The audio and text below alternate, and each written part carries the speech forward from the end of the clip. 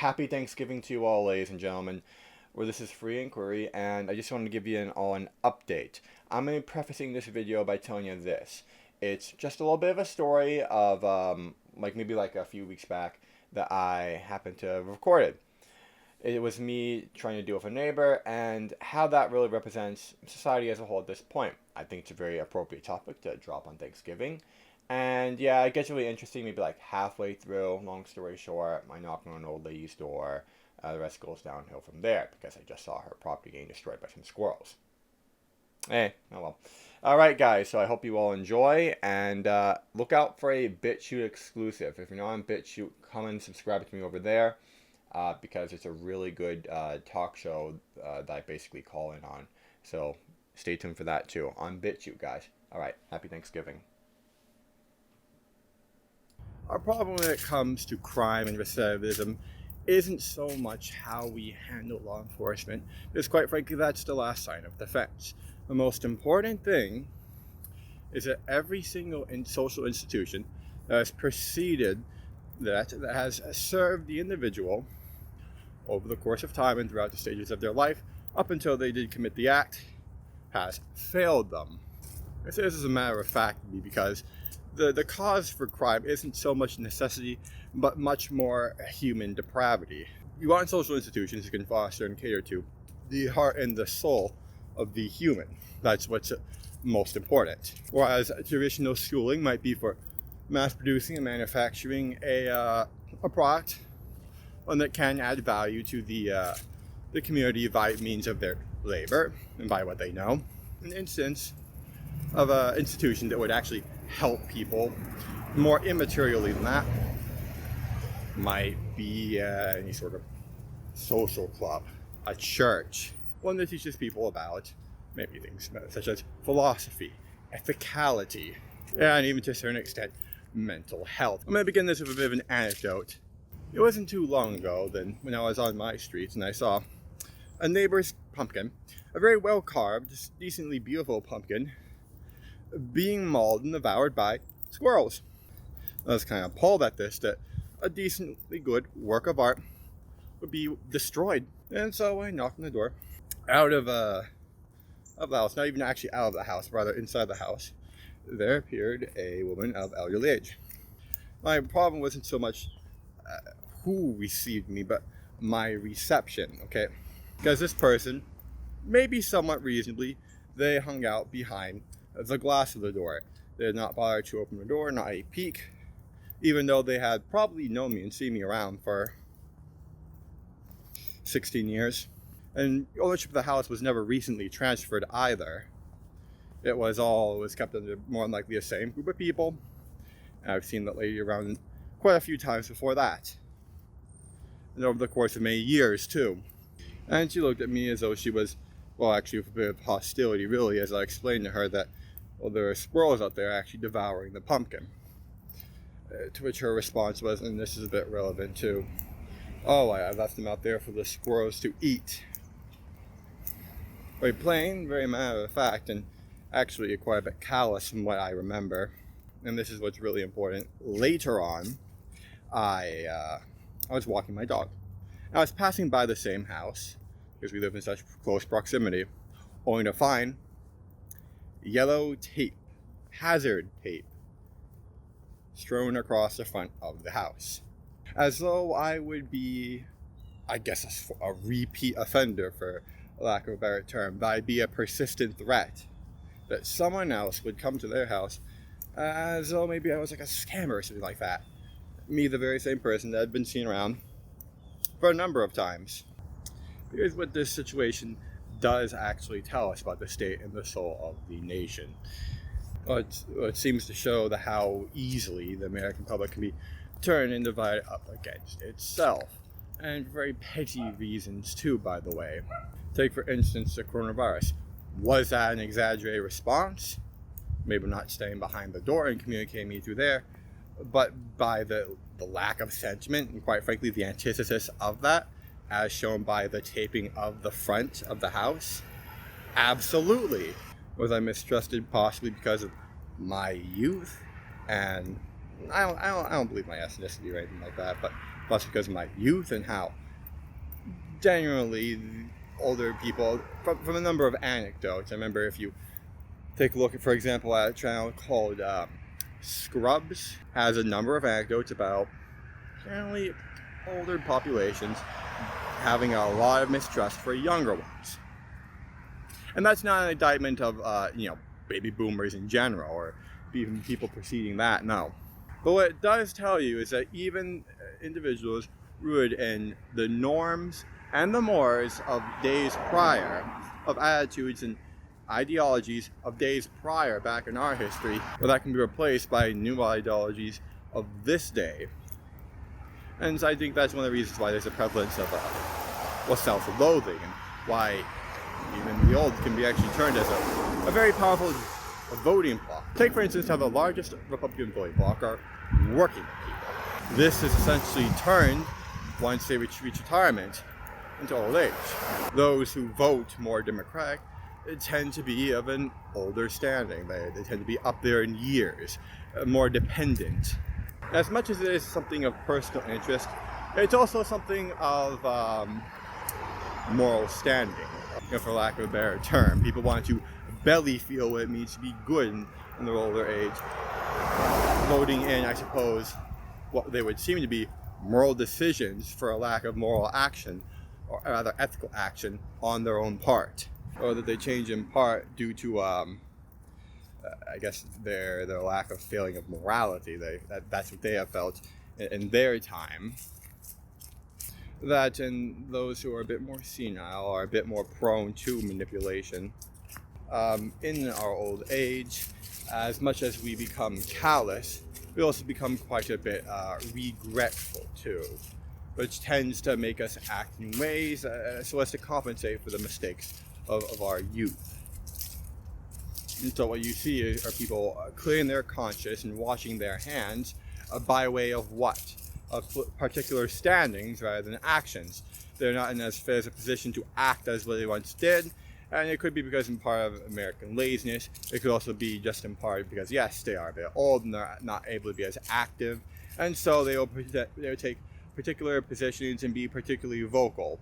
And now, moving on from the old baby boomer conspiracy rubbish, I now want to talk about what this means for the rest of us, what this means for younger generations such as myself. I'm very sound Gen Z, okay? If there's any generation that can actually feel a very powerful effect on themselves, I do believe it will be Generation Z. And this, for me, is a very familiar sight, actually. If you just take a look down there, see quite a bit of my past. Now, what's the importance of this, ladies and gentlemen? Well, most formative to the modern education system, I believe, what actually ushered in the most modern education system is all the rules and standards and interests applied to after World War II, when college became more accessible to individuals like the baby boomers.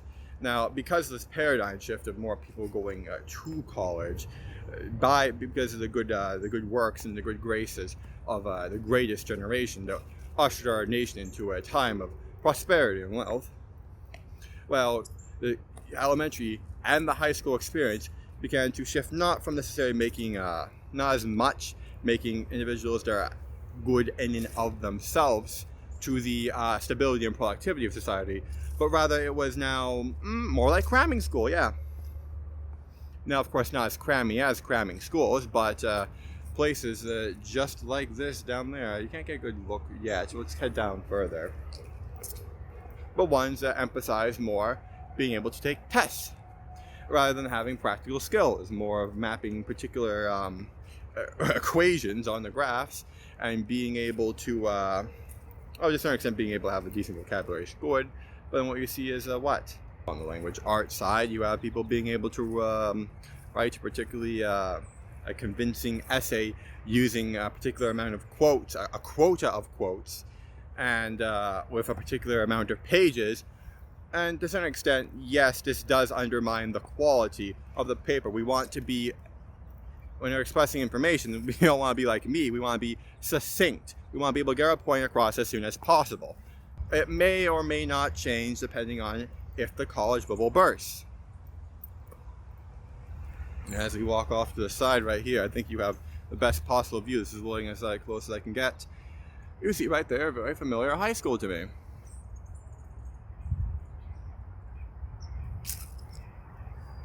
One that was, to a certain extent, kind of formative, not really a formative identity, but I spent quite a bit of time there. 8 hours a day, I believe, more or less. And not factoring in clubs and other activities that I engaged in. And I guess what I found more useful really was, the club experience I had. The extracurricular activities. Did I really gain much of a benefit off of my traditional schooling? Not so much. Back when I was going under a series of gauntlet tests back in college, I believe it was found that my proficiency, my academic achievement was that above a 33-year-old as a 19-year-old. Which is good. That's great. That's fantastic, actually. But is that, does it really do much for me? I'll tell you what. Back when I was there,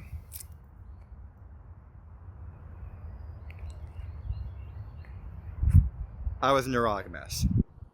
I was a hopeless neurotic mess. I would contend the very same for the first year of college as well. Now, was anything done to really ameliorate the stresses and strains of not only academic life, but rather of the stunted social capacity that I had? No, there was very little. Actually, I don't think anything that the school actually did for me. Rather, it was in my own trials and errors, not guided, but within dealing with other people in those structures, and again, my massive failures, that really helped me become better, like you say, at dealing with certain stressors, and overall me not being so crazy. Very much the same with college. And to a certain extent, these things can't really be taught. They can't be taught in a very particular setting like that over there, this high school, and they can't really be taught, well, I don't think it really as a whole. It can be guided, certainly, and that's why I feel as though the value of extracurricular programs do. Hey, siphon some money from public education. We don't actually need it as much as you might think. Now, I've heard that under a Biden regime, Joe Biden would have an interest in abolishing the grading system, or that most schools would like to switch from that. From the A, the B, the C, the D, the F. And to a certain extent, that's a welcome change. If the school by inception were to be more concerned with what? The making of an actual individual was capable of free inquiry, of sound ethical judgment.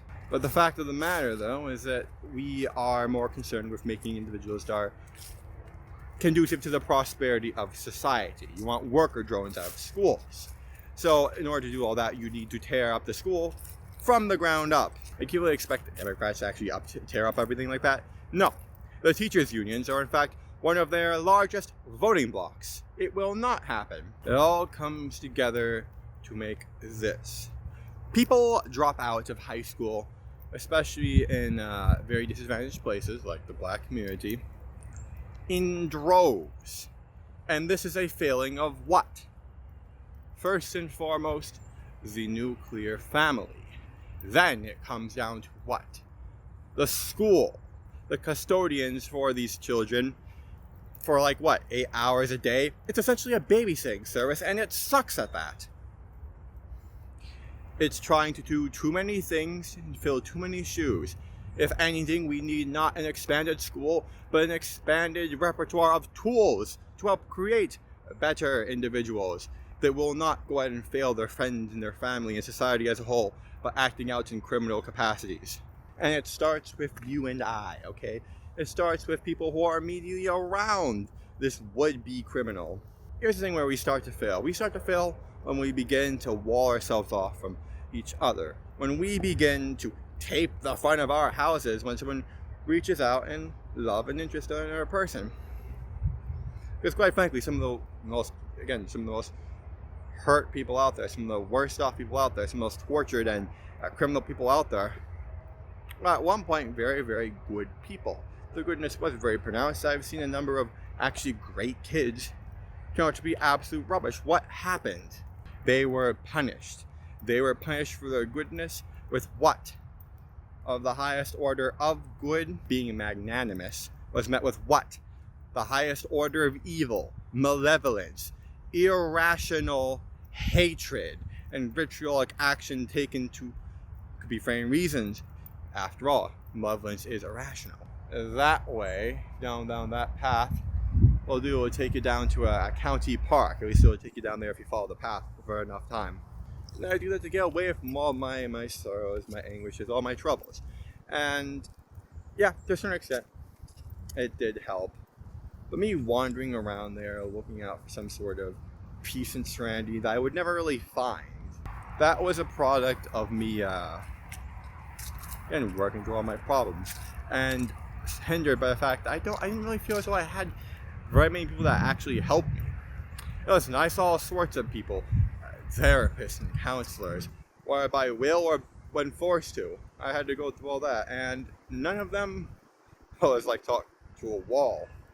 You would explain their problems, and sometimes they prescribe pretty shitty answers, and sometimes they would just have me keep talking. Sometimes express sympathy, but I didn't need any of that. I needed answers. I needed ways out. And no way did I even get any help in making peace with my situation, let alone looking for answers out of a situation. So what do I prescribe? What do I, in my very limited experience, happen to know about how we can continue on about this, right? Well, one thing. See that over there, that school? Far away, I'm not sure, I can't quite. That school way off in the horizon. Yeah, that needs to go. We can teach proficiency online. That's what I'm going to contend, okay? What we use school for is essentially babysitting. And whereas we ought to be able to cram as much information and even as much moral development, or rather development of the human as a whole rather than just things of academia, well, we fail on all those fronts. We fail because we're trying to do too much. I believe the school system in and of itself needs to be abolished. I believe that we do need to upend quite a few social structures. For what? Not to cater to any particular interest group, but to cater to humanity as a whole. To cater to each and every one of us through a myriad of means rather than a united front. And not something that we are subject to, not something that we are is forced onto us, but for those who truly want to seek, and when we incentivize people wanting to find and to seek, then we can begin to see people actually changing for the better.